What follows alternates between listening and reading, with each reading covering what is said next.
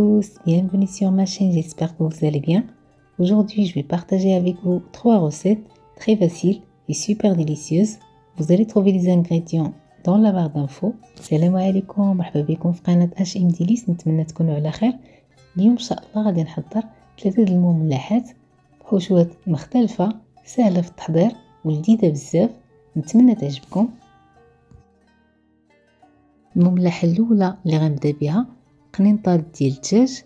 ما بروميير روسيت دي نيم او بولي. بالنسبة للمكونات غادي نحتاجو الزبدة، لو بور، الحامض مصير قطعته مربعات صغار، لو سيترون كونفي كوبي اون بوتي دي، الصدر ديال الدجاج اللي قطعته مربعات صغار، لو بلون دو بولي كوبي اون بوتي دي، البوارو، لو بوارو، الابزار، لو بوافغ، الملح، لو سيل. بالنسبه للملح ما تكتروش لان عندنا الحامض مصير. faut faire attention avec le sel. on a déjà le citron confit. في واحد المقله وضعت الزبده والبوارو. dans une poêle j'ai mis le beurre, le poireau. ملي دبل البوارو غادي نضيف الدجاج. je rajoute le poulet. نضيف الملح، الابزار. je rajoute le sel, le poivre.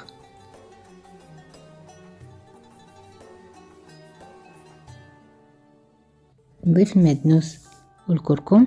je rajoute le persil et le curcuma. نخلط المكونات.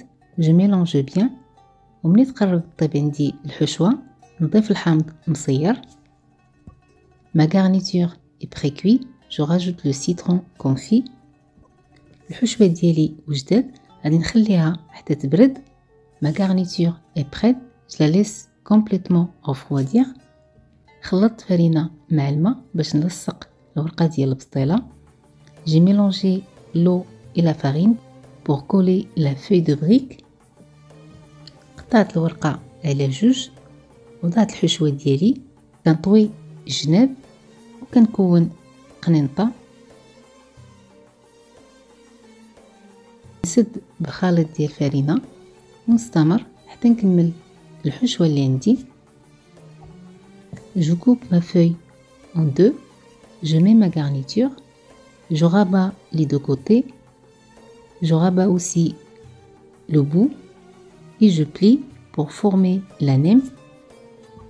je ferme avec le mélange de la farine et l'eau. هاد الحشوة كتجي لذيذة بزاف.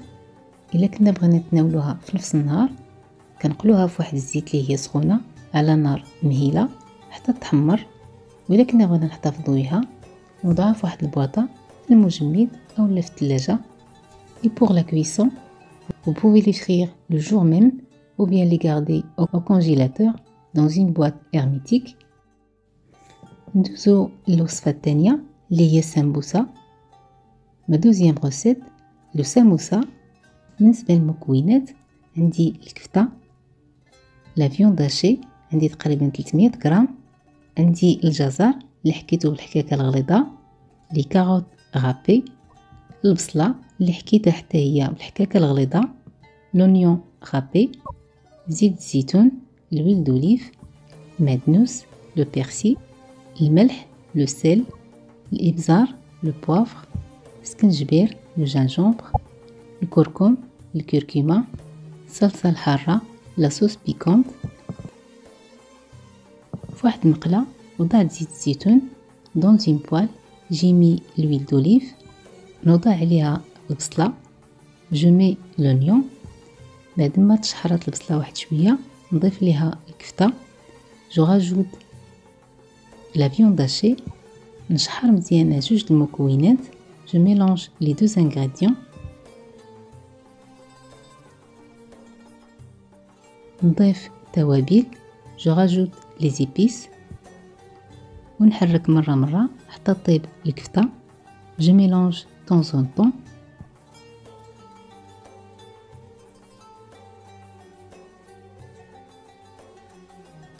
نضيف الصلصة الحارة. je rajoute la sauce piquante.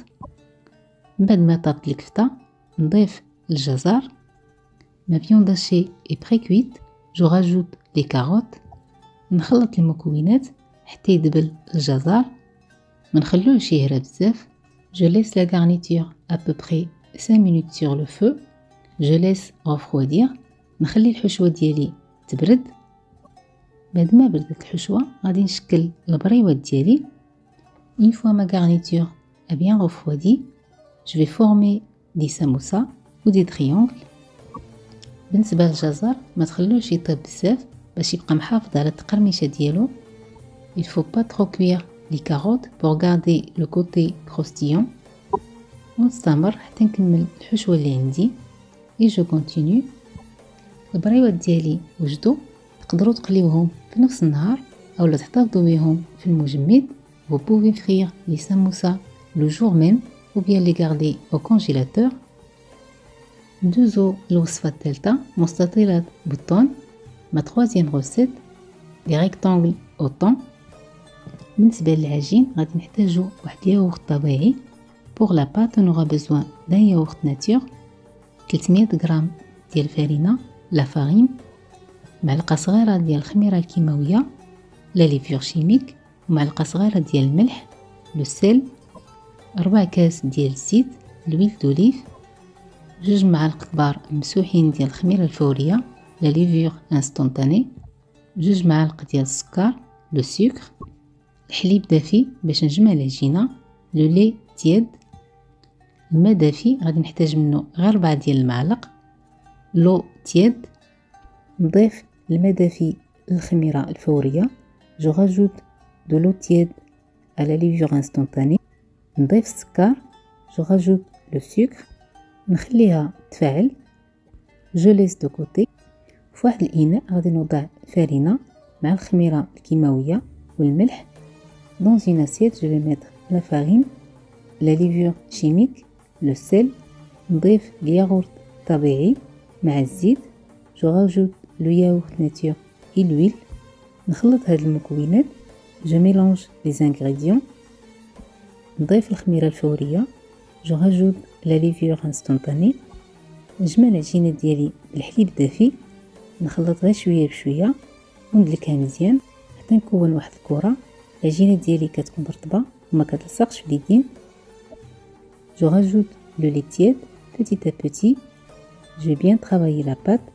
Je dois avoir une pâte souple et qui colle pas aux doigts. Je vais la couvrir avec un film alimentaire et je la laisse lever. نغطي العجينة ديالي بواحد البلاستيك الغذائي ونخليها تخمر. في هذا الوقت هذا غادي نوجد الحشوة.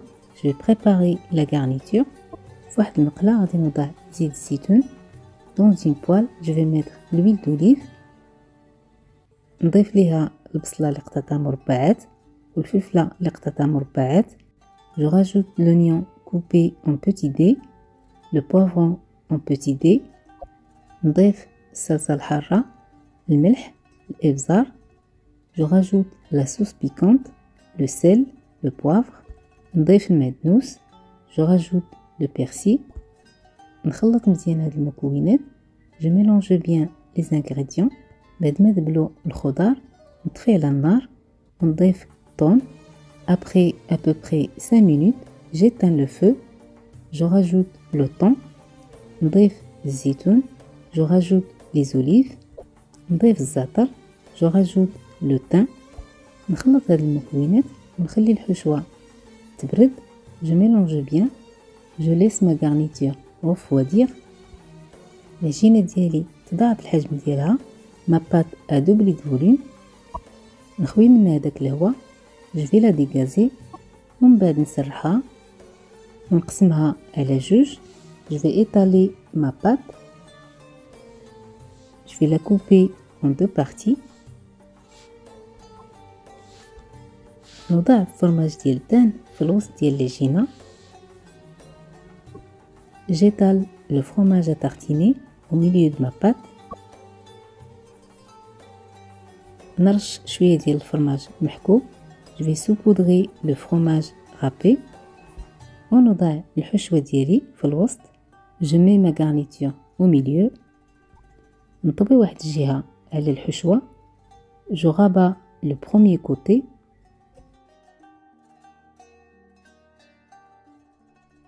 نرش الفرماج على الجهة اللي طويت. Je vais saupoudrer le fromage râpé sur le côté que j'avais plié. نطوي الجهة الثانية. Je rabats le deuxième côté. وبواحد الموس غادي نقطعهم على شكل مستطيلات. Je vais couper des rectangles avec un couteau. نعاود نفس العملية مع العجينة اللي بقات ليا. Je refais la même opération avec la pâte qui est restée et la garniture. وفي واحد اللاطة ديال الفران اللي عليها ورق مطبخ وضعت المستطيلات ديالي، دهنتهم بالصفر البيض مخلط مع قطرات ديال الخل ورشيتهم بالزنجلان والبافو. Dans une plaque chemisée de papier sulfurisé, j'ai posé mes rectangles. J'ai badigeonné avec le jaune d'œuf mélangé avec un peu de vinaigre. J'ai saupoudré les graines de sésame et le pavot. سخنت الفران على 180 درجة وغادي نوضع فيه المستطيلات ديالي حتى ياخدو اللون ذهبي. J'ai préchauffé le four à 180 degrés. Je vais enfourner mes rectangles. الخبيزات ديالي وجدوا كيجيو رطبين بزاف ولذاذ في المذاق. وكانوا هادو هما الوصفات ديال اليوم. كما شفتوا معايا المكونات بسيطه وطريقه سهله وجدت حشوات جديده بزاف ومذاقات مختلفه. نتمنى الوصفات ديال اليوم يعجبوكم وتجربوهم، ولا جربتوهم ما تنسوش تردوا عليا الخبر. On se donne rendez-vous samedi prochain ان شاء الله pour une nouvelle recette. نتلاقاو ان شاء الله نهار السبت مع وصفه جديده. دمتم في رعايه الله والسلام عليكم.